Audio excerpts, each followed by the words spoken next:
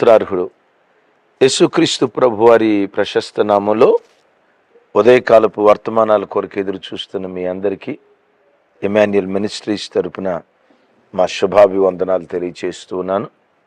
క్రీస్తునందు మాకు అత్యంత ప్రియమైన దైవజనాంగమ, ఎలా ఉన్నారు? ఈరోజు అరుణోదయపు దినాన లేచి ప్రార్థన చేసుకున్నారా? వేకువజామున కంఠధ్వని కృపగల దేవునికి వినిపించారా? కనీసం 2-3 అధ్యాయులైన దేవుని వాక్యాన్ని చదువుకున్నారా? తమ్ముడు చెల్లి మిమ్మల్ని ప్రార్థించుకున్నారా? ప్రార్థన చేసుకోలేదు కదా? ఈ మాట అడుగుతూ ఉంటే నీ మనస్సాక్షి ఎక్కడో నేను గుచ్చినట్లుంది కదూ.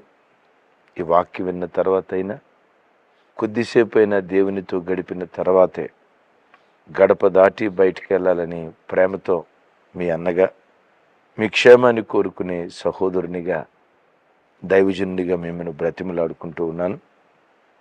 మంచిది. ఈ రోజు నుండి మెదక్ మీటింగ్స్ ప్రారంభం కాబోతున్నాయి. వచ్చే వారం విజయవాడ మీటింగ్స్.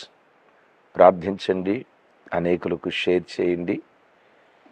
ఆ సభలకు మంచి వాతావరణం కృపగల దేవుడు అనుగ్రహించున్నట్లు, వేలాది కొలది ప్రజల స్థలానికి కూడి వచ్చి దేవుని వాక్యం విని వారి ఆత్మీయ జీవితాన్ని కట్టుకున్నట్లుగా మీ అందరి ప్రార్థనలో జ్ఞాపకం చేసుకోండి.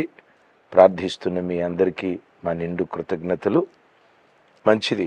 ఈ ఉదయకాల సమయమందు ఓ ప్రత్యేకమైన అంశం, నోరు జాగ్రత్త, నోటి మాట జాగ్రత్త.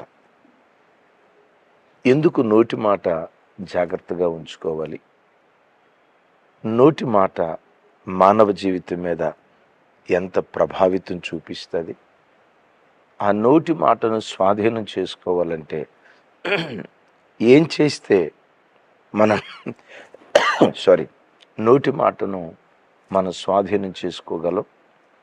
దివ్యమైనటువంటి మాట.